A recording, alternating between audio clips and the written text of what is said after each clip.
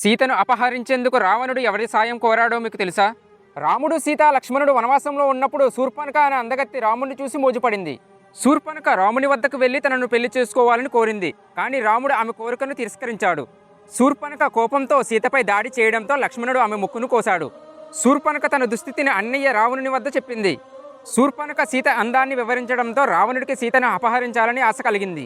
అయితే రాముడు, లక్ష్మణుడు ఉన్న సమయంలో సీతను తీసుకెళ్లడం కష్టమని తెలిసి రావణుడు మాయలో నిపుణుడైన మారీచుడు అనే రాక్షసుడిని ఆశ్రయించాడు.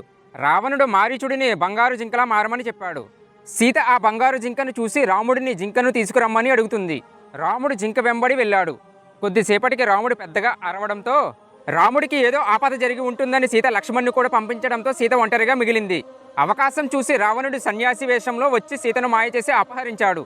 అలా రావణుడు సీతను అపహరించేందుకు మారీచుడి సాయం తీసుకున్నాడు. సీతారాములంటే ఇష్టమున్న వాళ్ళు ప్రతి ఒక్కరూ లైక్ అండ్ సబ్స్క్రైబ్ చేసుకోండి. జై శ్రీరామ్.